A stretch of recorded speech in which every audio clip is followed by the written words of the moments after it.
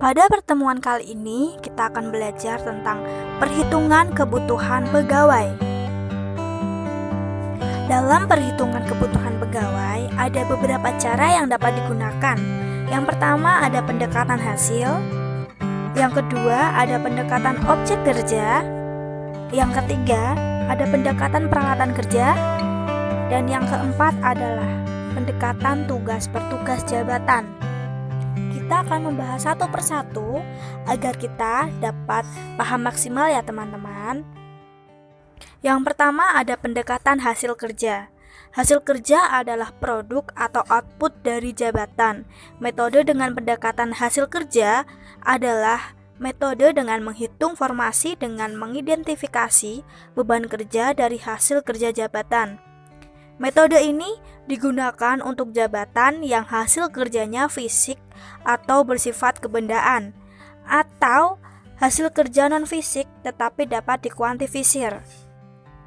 Perlu diperhatikan bahwa metode ini efektif dan mudah digunakan untuk jabatan yang hasil kerjanya hanya satu jenis. Dalam menggunakan metode ini, informasi yang diperlukan adalah 1. Wujud hasil kerja dan satuannya. 2. Jumlah beban kerja yang tercermin dari target hasil kerja yang harus dicapai. Dan yang ketiga adalah standar kemampuan rata-rata untuk memperoleh hasil kerja. Berikut adalah rumusan menghitung dengan metode pendekatan hasil kerja. Untuk mengetahui kebutuhan karyawan dengan pendekatan hasil kerja, perlu membagi jumlah beban kerja dengan standar kemampuan rata-rata dan dikalikan 1 orang. Sebagai contoh dalam video ini adalah jabatan pengentri data, hasil kerja data entrian, beban atau hasil kerja 200 data entrian setiap hari, dan standar kemampuan pengentrian 30 data per hari. Untuk mengetahui kebutuhan karyawan, perlu membagi beban atau hasil kerja dengan standar kemampuan pengentrian. Maka 200 data entrian setiap hari dibagi 30 data per hari dikali 1 orang. Hasilnya 6,67 orang atau dibulatkan menjadi 7 orang. Maka kebutuhan karyawan untuk pengentri data adalah 7 orang. Yang kedua, ada pendekatan objek kerja. Objek kerja yang dimaksud di sini adalah objek yang dilayani dalam pelaksanaan pekerjaan. Metode ini dipergunakan untuk jabatan yang beban kerjanya bergantung dari jumlah objek yang harus dilayani. Sebagai contoh, dokter melayani pasien, maka objek kerja jabatan dokter adalah pasien. Banyaknya volume pekerjaan dokter tersebut dipengaruhi oleh banyaknya pasien. Berikut adalah rumusan menghitung dengan metode pendekatan objek kerja. Untuk mengetahui kebutuhan karyawan dengan metode pendekatan objek kerja, perlu membagi objek kerja dengan standar kemampuan rata-rata dan dikali 1 orang. Sebagai contoh dalam video ini adalah jabatan dokter, objek kerja pasien, beban kerja atau target hasil 80 pasien, standar kemampuan pemeriksaan 25 pasien. Maka perlu membagi beban atau target objek kerja 80 pasien dengan standar kemampuan pemeriksaan 25 pasien dikali 1 dokter. 80 pasien dibagi 25 dikali 1, hasilnya 3,2. Maka kebutuhan dokter adalah 3 orang dokter.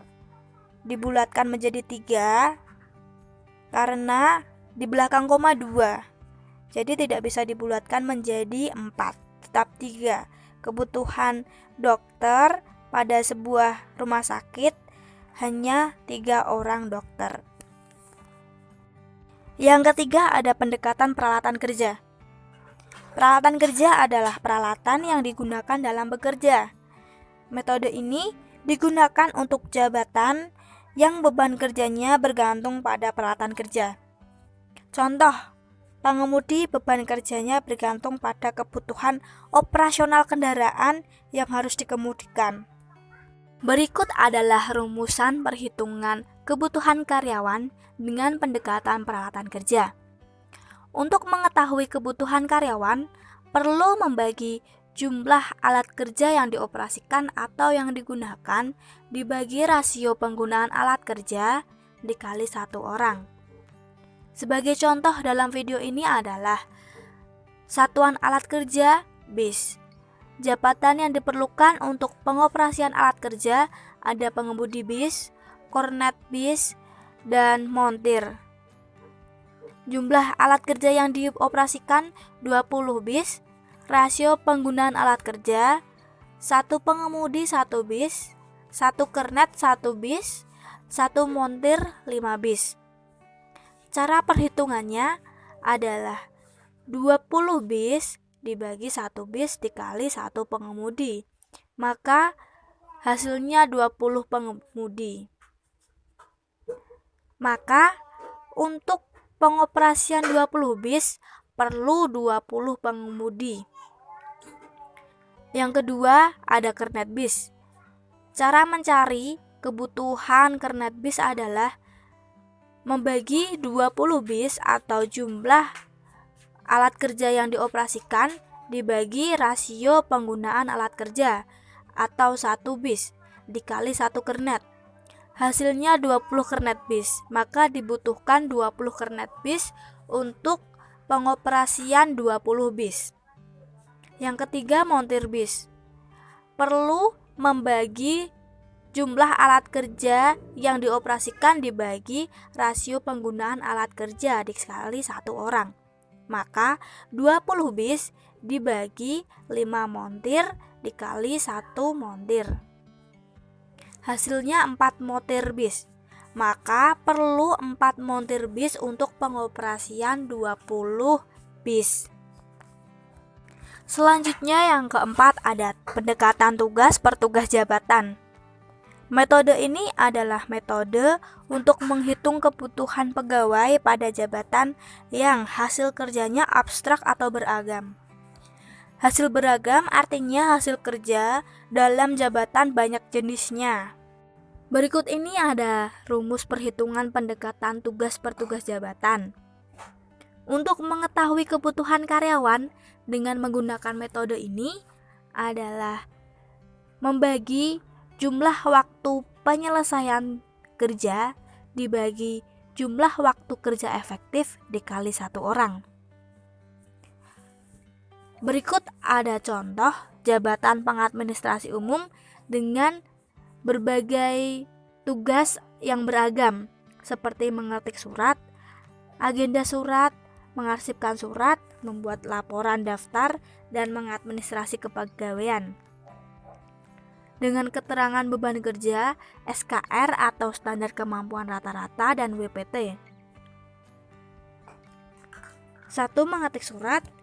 Beban tugas 75 lembar per hari.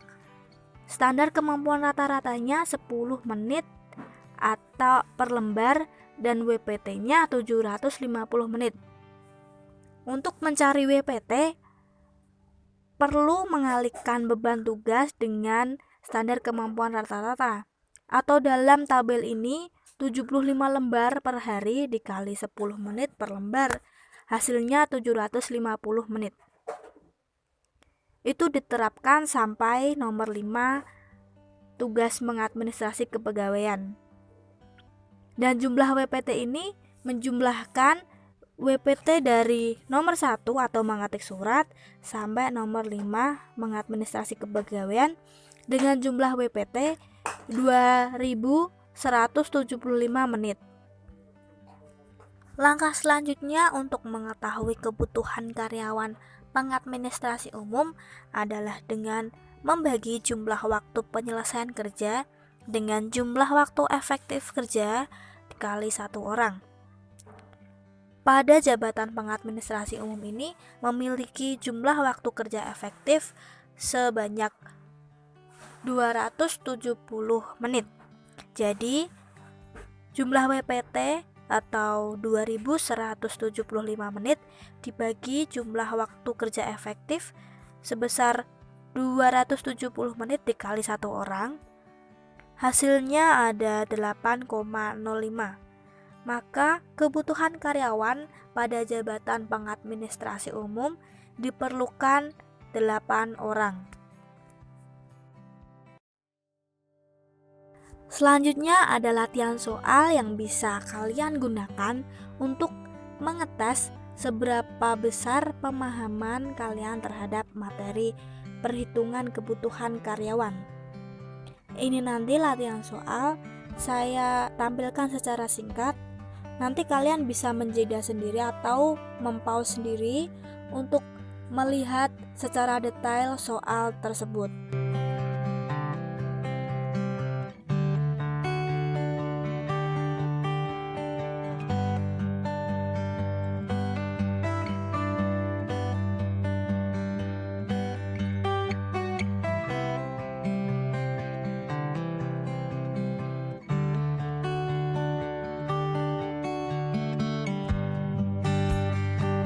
Terima kasih telah menonton video ini. Semoga bermanfaat bagi kita semua. Jika ingin ada yang ditanyakan, hubungi media sosial yang tertera. Sampai berjumpa kembali di materi selanjutnya ya. Bye-bye.